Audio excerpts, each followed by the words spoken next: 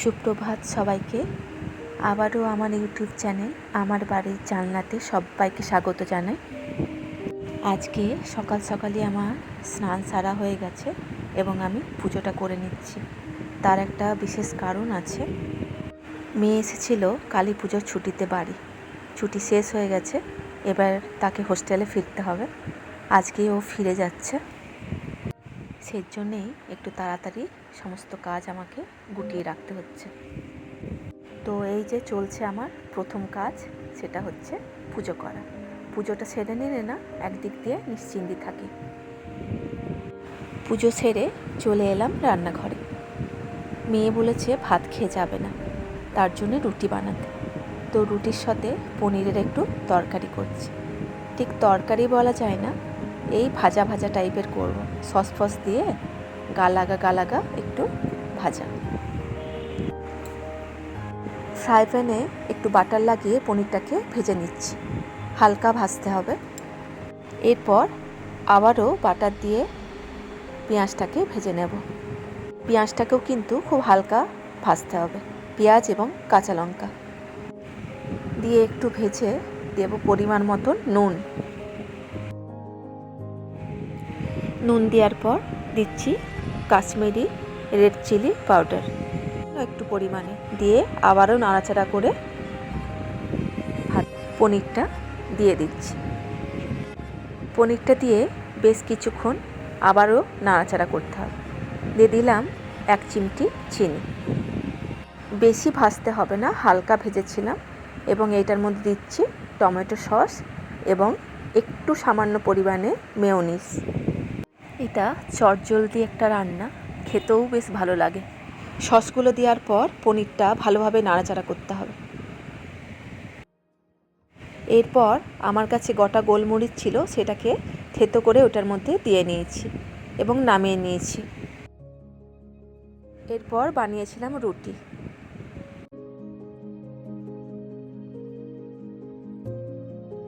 রুটি মোটামুটি কমপ্লিট হয়ে গেছিল, তখনই দেখলাম শাশুড়ি মায়ের ফিজিওথেরাপিস্ট এসেছেন। ওই যে উনি ব্যায়াম করাচ্ছেন মাকে। মা কিন্তু এই ব্যায়ামে অনেকটা ইমপ্রুভ করেছে, খুব ভালোর দিকে রেজাল্ট।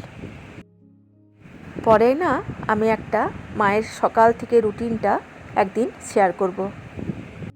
মা কিন্তু খুব তাড়াতাড়ি রিকভার করে যাচ্ছে। যে ওই ডাক্তারটা ওনাকে হাঁটাচ্ছেন। ভগবানের কাছে প্রার্থনা করি মা যেন তাড়াতাড়ি সুস্থ হয়ে যায়। এই যে মেয়ের চান টান হয়ে গেছে, সে এখন খেতে বসেছে। ওর ট্রেন হচ্ছে 10:40-এ। ওকে টিফিনে পরোটা, পনিরের সবজি আর শসা দিয়েছি। এই যে মেয়ে পুরো রেডি।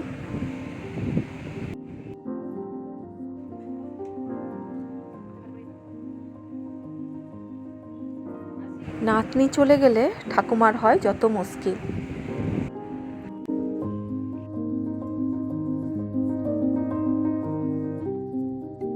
বেরিয়ে পড়েছে আর ওর বাবা ওকে টেনে চাপাতে যাচ্ছে।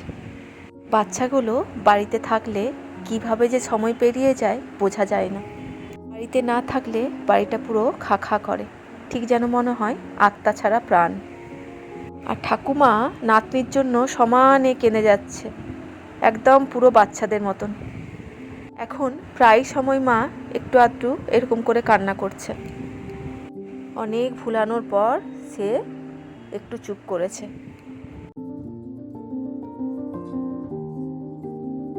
এইসব সামলে আমার এখন মেলা কাজ পড়ে আছে। মেয়ে চলে যাওয়ার মন খারাপ করার সময় নেই। চলে এসেছি আবারও রান্নাঘরে। মায়ের জন্য বানাচ্ছি সুজির উপমা। প্রায় দিনই মা ওটস খায়, দুধ ওটস।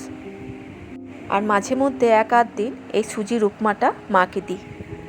সকাল থেকে আমার 1 কাপ চাও জুটেনি কপালে। কোনো দিন তো জল খাবার খেতেও ভুলে যায়। এই যে আমি চাটা খেয়ে নিয়েছিলাম, তারপরে মাকে উপমাটা দিচ্ছি।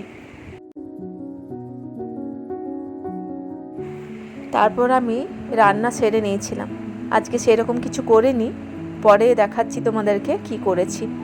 তারপরে এই যে আনুষঙ্গিক যে কাজগুলো থাকে, গ্যাস মুছা, বাসনগুলো দু একটা থাকে ধোয়া, তারপরে রান্নাঘর পরিষ্কার করা।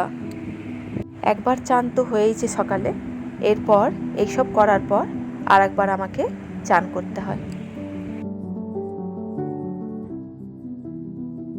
প্রতিদিনের এই একই কাজ।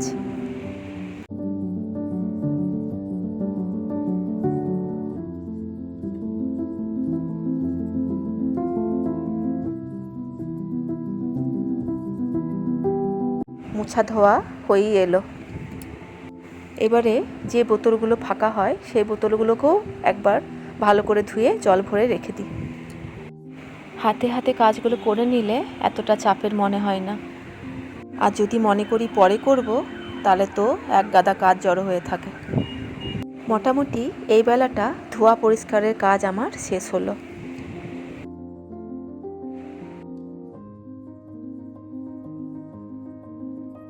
মা বলল একটু লিকার চা খাবে, তার জন্য চাটা বানাচ্ছি। এই সব কাজের মধ্যে না পায়রাগুলোকে খাবার দিতে ভুলে গেছিলাম। ওদেরকে সকালে চাল দেয়া হয়। এই যে দেখো, ওদের টাইম হলে না ঠিক আমাকে জানান দেয় ওরা। আমি এই দিকে কাজ করছিলাম, ওরা সম্মানে জানলাতে ঠোকা মারছিল। আমি স্নান সেরে ফিরে এসেছি আবার। আজকে বেশি কিছু রান্না হয়নি, হয়েছে পেঁপে দিয়ে টমেটো দিয়ে মুসুর ডাল, আর হয়েছে পটল দিয়ে পনির দিয়ে সবজি, আর কিন্দুরি ভাজা। মায়ের ভাতটা না হাতে করে ভালো করে চটকে চটকে মাখতে হয়। এই যে মেখে নেওয়ার পর সবজিগুলো দিচ্ছি, আর একটু আচার দেব। এটা হচ্ছে আম কাসুন্দি, যেটা আমার মা পাঠিয়েছে, নিজের হাতে বানিয়েছিল মা। এত সুন্দর টেস্টটা করেছিল না মা।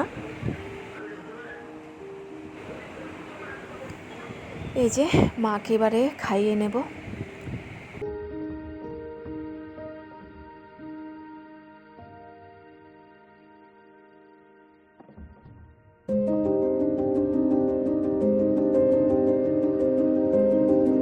মায়ের খাওয়া শেষ হয়ে গেছে, সবটাই প্রায় খেয়েছে, একটু ভাত শুধু ফেলেছিল। আমরাও খাওয়া দাওয়ার পর একটু রেস্ট নিয়েছিলাম। এই সন্ধ্যাবেলায় চাটা খেয়ে একটু বেরোচ্ছি আমরা। মেয়েটা চলে যাওয়ার পর মনটা একটু খারাপ ছিল, ওই জন্য ও বলল চলো একটু বাড়ি ময়দান গিয়ে মাকে দর্শন করে আসি। আমরা বেরিয়ে পড়েছি বাড়ি ময়দানের উদ্দেশ্যে। বার্নপুর আমরা পৌঁছে গেছি। বার্নপুর যাব আর পোড়া চা খাবো না? এই যে পোড়া চা নিয়ে নিয়েছি 1 কাপ করে। এই চাটা ভীষণ সুন্দর বানায়। প্রথমে চাটা খেয়ে তারপরে হাত ধুয়ে মন্দিরে গেছিলাম। চলে এসেছি আমরা বাড়ি ময়দান।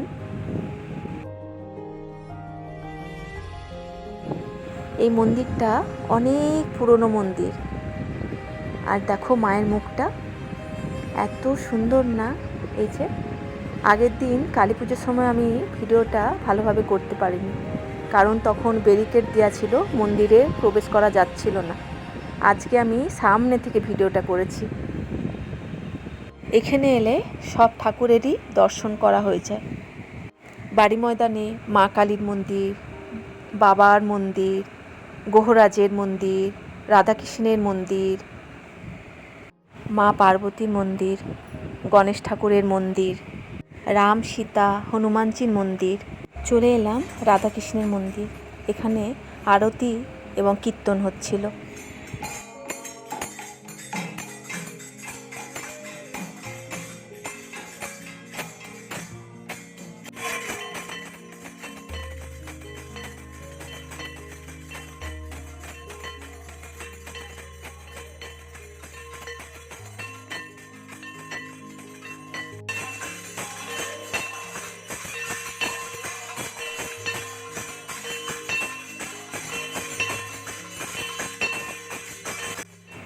আরতি দেখতে এতটাই ভালো লাগছিল, মনে হচ্ছিল না ওখান থেকে উঠে আসি।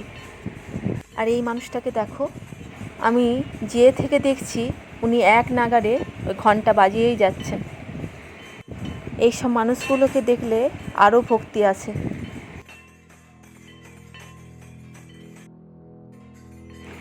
আরতি হলো, এবার সব আরতি নিয়ে নাও। এবার নিলাম প্রসাদ।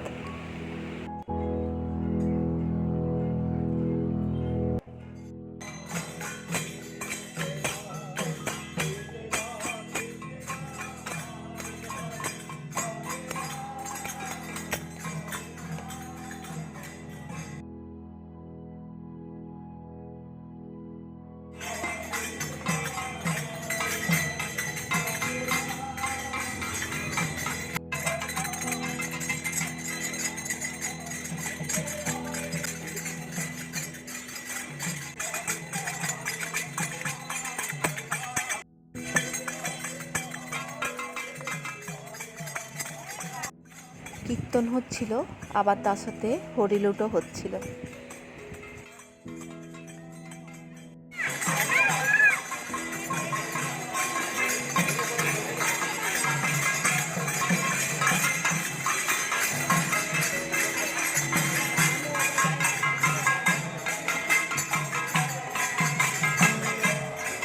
আর একটুক্ষণ থাকার ইচ্ছা ছিল, কিন্তু বাড়িতে আবার মা রয়েছে, ওই জন্য আমরা আবারও ফিরে যাচ্ছি তাড়াতাড়ি করে।